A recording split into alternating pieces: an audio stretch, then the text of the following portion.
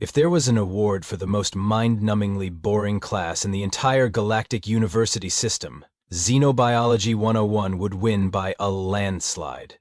And that's saying something, considering the competition included advanced quantum accounting and the legendary introduction to bureaucratic forms in 17 different languages. Professor Quilnock stood at the front of the lecture hall, all 8 of his tentacles gesticulating wildly as he droned on about cellular mitosis in a voice that could put a hyperactive caffeine addict to sleep. He was one of those academics who thought his PhD in comparative life sciences made him the ultimate authority on, well, everything that had ever lived, breathed, or photosynthesized in the known galaxy. "Now, class," Quilnox announced, puffing up his bluish-purple bulk with a kind of self-importance that only comes from tenure. "Today, we begin our unit on apex predators across known worlds, a fascinating study in evolutionary adaptation and survival mechanisms." A handful of students scattered across the lecture hall perked up slightly. Finally, something that wasn't about the reproductive cycles of space lichen. In the third row sat Fizzbang, a crystalline being whose faceted surface constantly refracted light in nervous patterns. Every time the professor called on someone, Fizzbang's entire body would dim to nearly transparent, apparently hoping invisibility would save them from academic embarrassment. 2 seats over, Morp occupied what could generously be called a chair, though it looked more like a bucket designed to contain their gelatinous lime-green form. Morp was the eternal optimist of the class, always bubbling with enthusiasm about even the most tedious subjects. Their voice came out in cheerful gurgles that somehow managed to sound encouraging, even when discussing the heat death of the universe. Behind them, Whiskers lounged with the practiced indifference of someone who'd rather be literally anywhere else. Despite the name, Whiskers actually resembled a cross between a house cat and a small dragon, complete with scales that shifted colors based on mood. Currently, they were a lovely shade of bored-out-of-my-mind purple. And then there was Marcus. Marcus sat in the back corner, the only human in a class full of aliens, taking notes in what appeared to be actual paper notebooks. The other students had already pegged him as the harmless herbivore from some backwater garden world called Earth. After all, humans were new to the galactic community, barely out of their own solar system, and from what everyone had heard, they were remarkably squishy and soft. No natural armor, no claws, no venomous fangs, no ability to photosynthesize their own food. Basically evolution's participation trophy. "Now then," Professor Quillen continued, clearly relishing his moment in the spotlight, "who can tell me what makes a truly fearsome apex predator?" Whiskers raised a paw lazily. "Big teeth." Simplistic, but not entirely wrong. What else? Fizzbang's surface flickered hopefully. Size? Better. And? Morph bounced enthusiastically in their bucket chair. "Ooh, the ability to strike fear into the hearts of all lesser creatures." "Excellent, Morp. Yes, a true apex predator combines physical prowess with psychological dominance over their ecosystem." Marcus glanced up from his notebook, a slight smirk playing at the corners of his mouth, but said nothing. "For tomorrow's class," Quillinox announced with the dramatic flair of someone who thought he was delivering Shakespeare instead of homework assignments, "each of you will present on the apex predator of your homeworld. This should be quite illuminating, as we'll see how different evolutionary pressures have shaped the ultimate hunters across our respective planets." The professor's eyes lingered on Marcus with barely concealed condescension. "I'm particularly interested to hear about Earth's apex predator. I imagine it must be quite quaint?" Marcus just smiled and continued taking notes, but if anyone had been paying attention, they might have noticed that his smile had a distinctly predatory quality to it. The next day's class began with Professor Quilnock practically vibrating with academic smugness. He'd clearly spent the evening preparing what he considered to be a brilliant lecture on evolutionary superiority.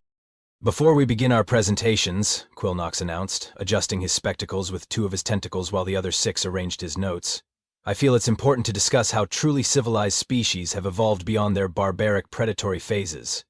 We've transcended the need for crude violence, developing sophisticated technologies and social structures that render such primitive behaviors obsolete."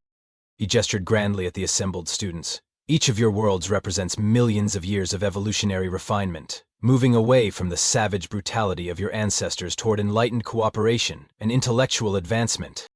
Fizzbang's crystalline surface flickered with what might have been embarrassment. "Well, actually, Professor, our apex predator is still very much alive on our world." "Ah yes, please, share with us this fearsome creature." Fizzbang's light patterns shifted to a nervous blue-white. It's called the dreaded puff moss. It can grow up to 3 feet in diameter, and when threatened, it releases spores that make you sneeze for up to an hour. The class fell silent. Professor Quilnix blinked several times with his large compound eyes. It's moss? Very aggressive moss, Fizbang clarified hopefully. Sometimes it puffs twice in a row. Morp gurgled enthusiastically, apparently not reading the room. Our world has the terrible slime eater. It's absolutely enormous, sometimes reaching nearly 2 feet in length, and it devours slime with ruthless efficiency. Nothing slimy is safe when the slime eater is hunting. And what happens when it encounters non-slimy creatures? Marcus asked from the back, his voice carefully neutral. Oh, it ignores them completely. Very focused hunter, the slime eater, single-minded in its pursuit of slime-based life forms. Whiskers stretched and yawned, clearly unimpressed. Well, you're all amateurs. My world has actual predators with actual fangs. The fang mice are absolutely terrifying. They've got these huge fangs, relatively speaking, and they hunt in packs. How big are these fang mice? Professor Quilnux inquired. About the size of your thumb, but with fangs that are nearly 2 millimeters long, and they're very squeaky when they attack. The sound alone has been known to startle creatures into dropping their food, which the fang mice then steal with ruthless efficiency. The professor nodded approvingly. You see, class, these examples perfectly illustrate my point. Each of your species has evolved beyond the need for truly dangerous predators. Your apex predators are manageable, even quaint. They pose no real threat to intelligent life. All eyes turned to Marcus, who had been sitting quietly through the entire discussion, occasionally jotting down notes and trying very hard not to laugh out loud. I suppose, Professor Quilnock continued with barely concealed condescension, that Earth's apex predator must be similarly harmless. Perhaps some sort of mildly irritating plant? A small mammal with a tendency toward minor property damage? The other students nodded in agreement. After all, humans were so obviously fragile. No scales, no natural armor, no claws or fangs, no poison glands. They couldn't even photosynthesize their own food, the poor things. What kind of pathetic world would produce such soft, defenseless creatures? Marcus looked up from his notebook, that same slight smile playing at his lips. Actually, Professor, I was hoping I could go first tomorrow. I've prepared something I think you'll find quite educational. Of course, my dear boy. I'm sure we'll all find Earth's apex predator quite charming. If Marcus found the professor's tone patronizing, he didn't show it. He just smiled wider and went back to his notes, humming softly under his breath. The tune, had anyone recognized it, was the theme from a movie called Jaws. But none of them knew that yet. The following day, Marcus walked to the front of the classroom with the casual confidence of someone who knew something nobody else did. He carried a small tablet and what appeared to be a projector remote, setting them down on the professor's desk with deliberate care. So, Marcus began, his voice conversational and relaxed. I thought I'd talk about sharks. The word meant nothing to any of them, of course. Fizbang's surface flickered with polite interest. Morph bounced encouragingly in their bucket seat, and Whiskers looked like they were already planning their post-class nap. Professor Quilnock settled back in his chair with the indulgent expression of someone preparing to be mildly entertained by a child's presentation.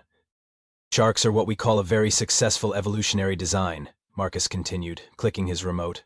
A holographic image appeared above the projector, showing a sleek, torpedo-shaped creature gliding through blue water. They've been around for about 400 million years, which means they were apex predators before trees existed on my planet.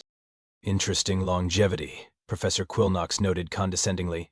I suppose consistency has its merits, even in primitive life forms. Marcus's smile didn't waver. They're cartilaginous fish, which means their skeletons are made of cartilage rather than bone. This makes them incredibly flexible and efficient in the water. But here's where it gets really interesting. He clicked to the next image, and suddenly the classroom was looking at a close-up of a shark's mouth, jaws agape, revealing rows upon rows of triangular serrated teeth. Bemai have multiple rows of teeth that constantly regrow throughout their lives. A single shark can go through over 30,000 teeth in its lifetime. The room got noticeably quieter. Fizbang's light patterns shifted to a more concerned yellow-green. 30,000? Morph gurgled. Their usual enthusiasm dampened slightly. Oh, that's just the beginning, Marcus said cheerfully. These teeth aren't just sharp, they're designed for different functions. Some are for gripping, some are for cutting, some are for sawing. And they're constantly being replaced, so they're always razor sharp. He clicked again, and now they were looking at a great white shark in all its terrifying glory, mouth open, approaching the camera. This particular species, the great white, can grow up to 20 feet long and weigh over 5,000 pounds. But size isn't everything.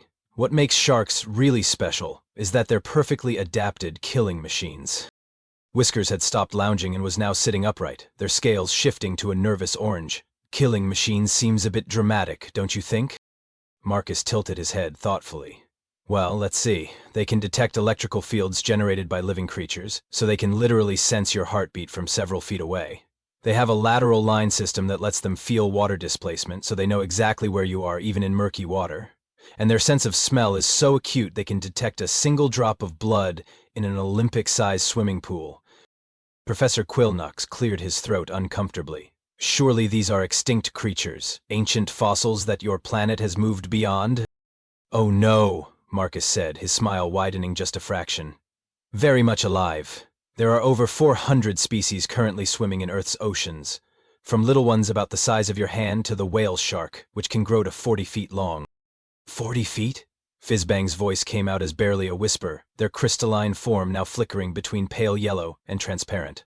The whale shark's actually harmless, mostly eats plankton, Marcus said reassuringly, then paused for effect. But then, there's the bull shark.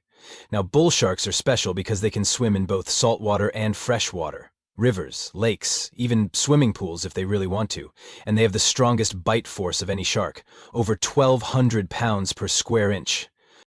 Morph had deflated slightly in their chair. And these creatures, they stay in the deep ocean, far from civilization, right? Marcus chuckled. Well, that's where it gets interesting. You see, sharks don't just live in the deep ocean. They're everywhere. Shallow coastal waters, river mouths, some of them even beach themselves temporarily to catch prey. And the thing about shark attacks, he clicked to the next slide, showing a surfboard with a massive bite taken out of it. They don't always attack to kill. Sometimes they're just curious. They'll take what we call a test bite to see if you're worth eating. Unfortunately, when you're talking about a creature with teeth designed to bite through sea turtle shells and whale blubber, even a test bite can be pretty catastrophic for a human. The room was dead silent now. Even Professor Quillnix had stopped taking notes, his tentacles frozen in mid-gesture. Of course, Marcus continued conversationally, most shark attacks are cases of mistaken identity. They see a surfer on a surfboard and think, hey, that looks like a seal. So they take a bite, realize their mistake, and swim away. The problem is, by then you're usually missing a limb or two. Fizzbang made a small, crystalline whimpering sound. Marcus seemed completely oblivious to the growing horror in the room, continuing his presentation with the enthusiasm of someone discussing their favorite hobby. Now, what really makes sharks fascinating is their sensory capabilities. I mentioned they can detect electrical fields, but let me break that down for you. He clicked to a diagram showing a shark's head with highlighted sensory organs. They have these specialized cells called ampullae of Lorenzini that can detect electrical fields as weak as 5 billionths of a volt. That means they can sense the electrical activity in your muscles, your heartbeat, even your brain activity from several feet away. Whisker's scales had shifted to full alarm red. They can sense thoughts? Not thoughts exactly, but they can definitely tell when you're afraid. Fear changes your heart rate, your muscle tension, your breathing. To a shark, a panicked swimmer might as well be wearing a neon sign that says, "Wounded prey here." Professor Quillix's tentacles had begun twitching involuntarily. Surely there must be safe zones, areas where these creatures don't venture? You'd think so, wouldn't you? Marcus said cheerfully. But here's the thing about sharks. They're incredibly adaptable. Take the tiger shark, for instance. The hologram switched to show a massive shark with distinctive stripes. These guys will eat literally anything. Seals, fish, sea turtles, dolphins, other sharks, license plates, tires, suits of armor, entire bottles of wine. They've found all of that in tiger shark stomachs. Suits of armor? Morph gurgled weakly. Medieval knights, apparently. The ocean preserves things quite well, but tiger sharks aren't picky eaters. They've been known to bite boats, attack people in waist-deep water, even beach themselves to grab prey on shore. They're like the garbage disposals of the ocean. Except garbage disposals don't actively hunt you. He clicked again, and now they were looking at footage of a shark breaching, completely out of the water, jaws open, pursuing a seal. Great whites can launch themselves 15 feet out of the water when hunting. Imagine you're swimming on the surface, enjoying a nice day, and suddenly 2 tons of apex predator comes flying out of the water like a missile with teeth. Fizzbang's crystalline form had dimmed to almost complete transparency, and they appeared to be hyperventilating, which was impressive for a silicon-based life form. But wait, there's more, Marcus continued with game show enthusiasm. Bull sharks, which I mentioned earlier, are particularly special because they're what we call aggressive opportunists. They don't just hunt in the ocean. They swim up rivers, sometimes hundreds of miles inland. There have been bull shark attacks in rivers in the middle of continental land masses, over 1,000 miles from the nearest ocean. That's impossible, Professor Quillick stammered. Marine predators can't survive in fresh water.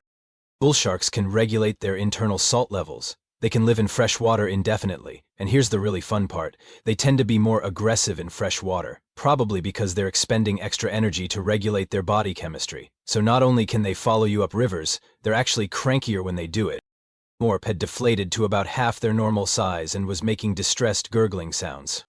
Oh, and I should mention the short-fin mako, Marcus said, pulling up another image. Fastest shark in the ocean, they can swim at speeds up to 45 miles per hour and jump 20 feet out of the water. They've been known to leap into boats to attack fishermen. Imagine trying to escape from something that fast. You literally cannot outswim a mako. You can't outrun them on the surface. They can leap higher than most buildings.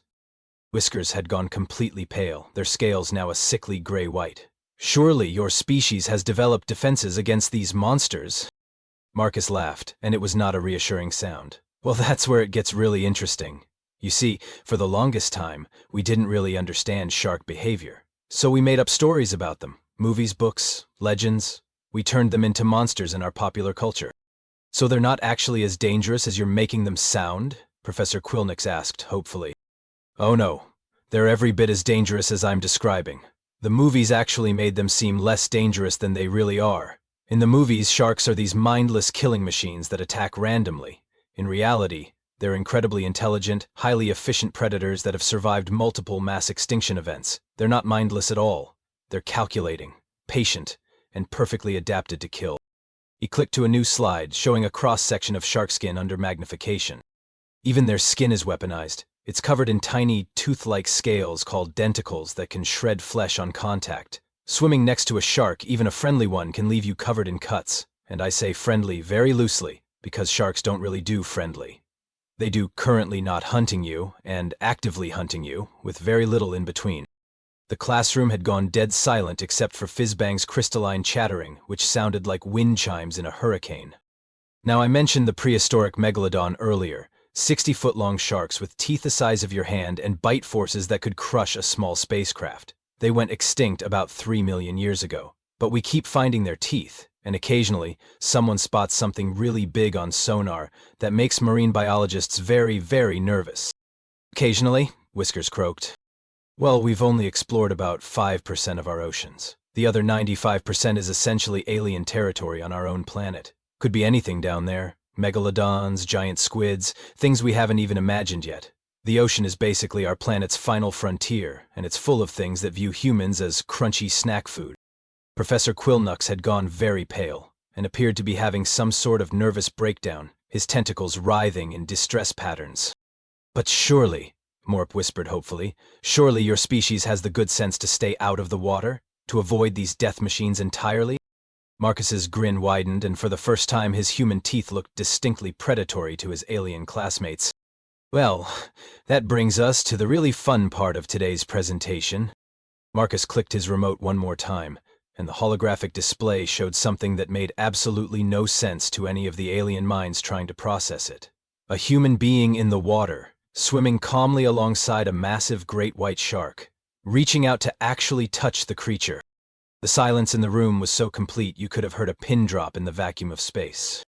This is called cage diving, Marcus explained conversationally, as if he were discussing the weather.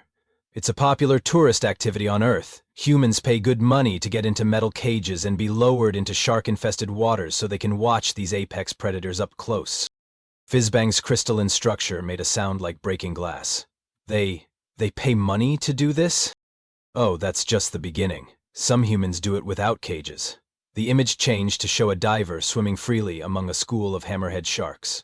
Freediving with sharks is considered an extreme sport. No protection, no barriers, just humans and apex predators sharing the same water.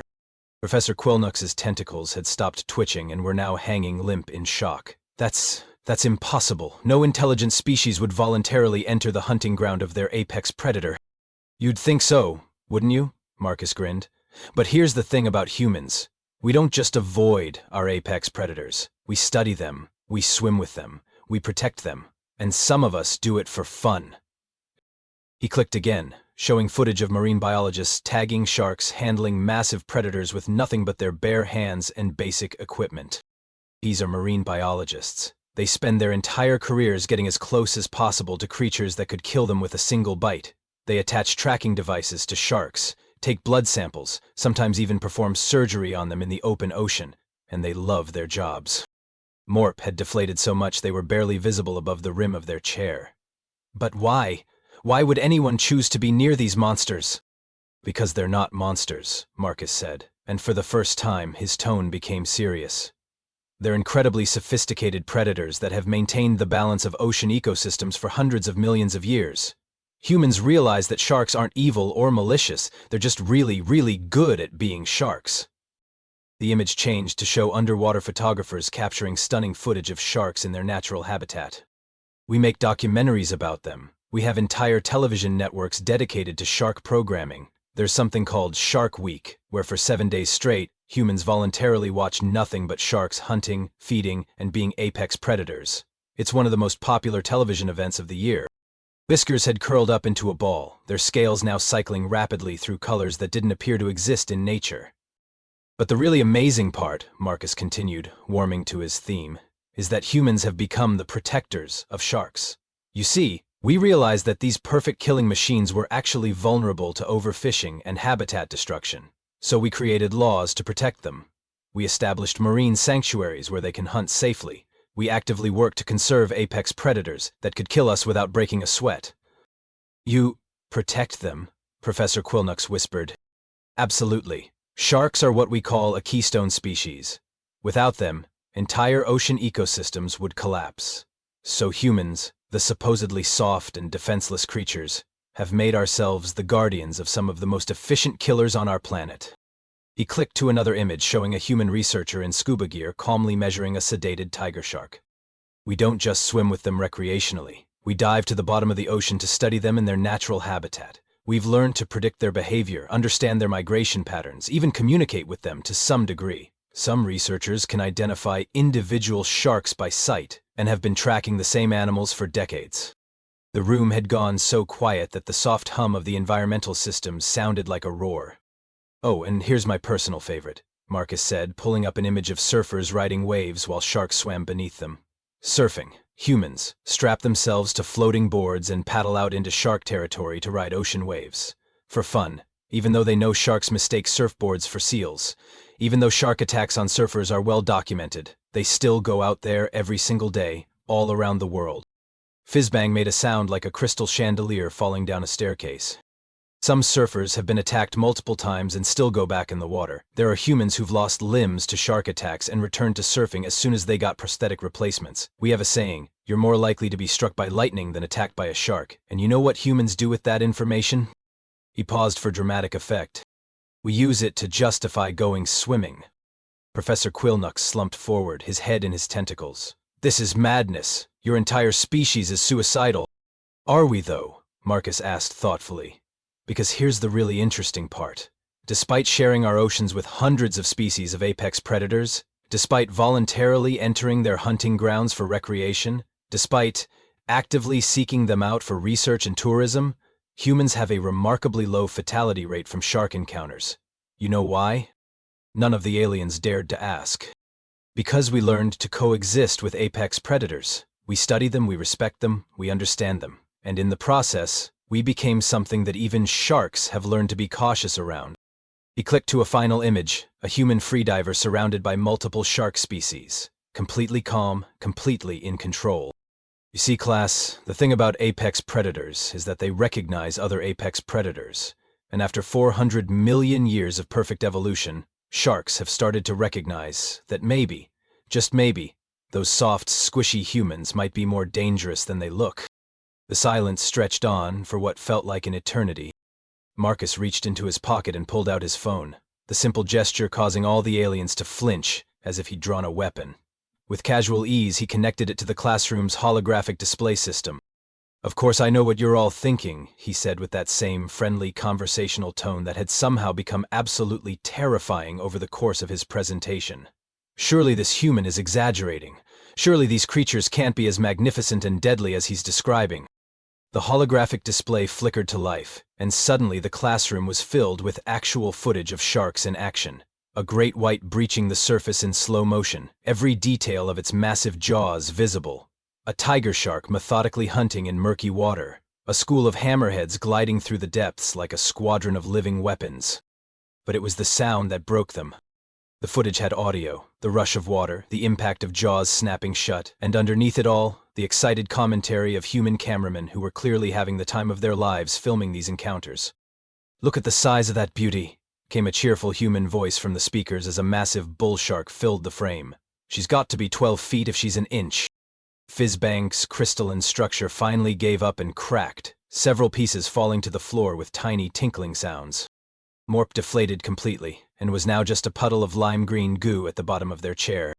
Whiskers had achieved a color that could only be described as existential crisis plaid, and was making small mewing sounds. Professor Quillnock sat frozen, his 8 tentacles splayed out like he'd been struck by lightning, staring at the footage with the expression of someone whose entire worldview had just been fed through a wood chipper. "This is all real-time footage," Marcus explained helpfully. "Filmed by humans, in the water with sharks, using cameras. Because we're not satisfied with just swimming with apex predators, we also want to document the experience and share it with others." The footage switched to show a human researcher hand-feeding a massive nurse shark while explaining its feeding habits to a camera crew. Oh, and I should mention that these documentaries are considered family-friendly entertainment. Human children watch this stuff while eating popcorn. A small whimpering sound came from somewhere in the room, though it was impossible to tell which alien was making it, possibly all of them. "But here's the really beautiful part," Marcus continued, his smile reaching truly predatory proportions now. "Sharks aren't even our scariest predators." The statement hung in the air like a death sentence. "What?" Professor Quillnox croaked, his voice barely audible. "Oh yeah, sharks are definitely impressive, but they're not even in the top 5. We've got polar bears that can smell you from 20 miles away and will hunt you across continents just for sport. Saltwater crocodiles that haven't changed in 200 million years because they achieved physical perfection as killing machines. Box jellyfish that are so venomous they can kill you in 3 minutes and are completely transparent so you can't see them coming." He paused, looking around the room at the various states of psychological collapse. "And then there are humans with road rage, but that's probably too advanced a topic for today's class."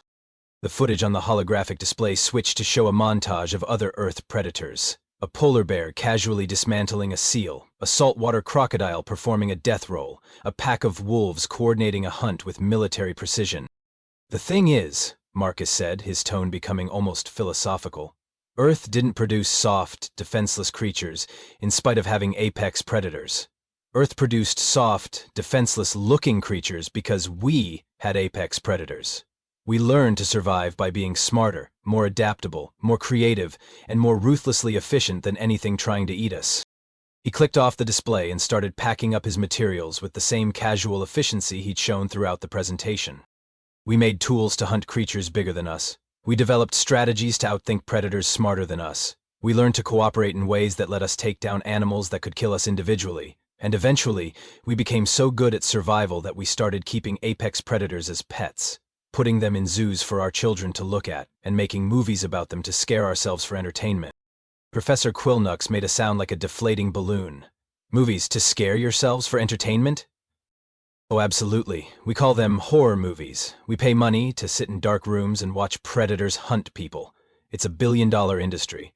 Some of our most popular films are about sharks, actually. We made them so scary in the movies that people were afraid to go swimming, which was bad for beach tourism, so we had to make educational documentaries to convince people that real sharks weren't as dangerous as movie sharks." He shouldered his backpack and headed toward the door, then paused, as if remembering something. "Oh, I almost forgot. Tomorrow's marine biology class is covering jellyfish. Those are fun because some species are basically floating bags of liquid agony that can kill you with a touch, but they're so beautiful that humans dive specifically to photograph them. Also, we have this one jellyfish that's technically immortal, which raises some interesting questions about the nature of death itself, but I suppose that's more philosophy than biology." He opened the classroom door and looked back at the wreckage of alien psyches he was leaving behind. "Same time next week, everyone. I'm thinking about covering honey badgers. They're only about 3 feet long, but they routinely attack lions for fun and have been known to break into human homes just to see what's in the refrigerator. Should be educational. The door closed behind him with a soft click, leaving behind a classroom full of aliens who were seriously reconsidering their assumptions about which species in the galaxy should be considered apex predators. In the distance, Marcus could be heard humming again, the same tune as before. But now, if any of the aliens had been capable of coherent thought, they might have recognized it as the sound an apex predator makes when it's satisfied with a successful hunt.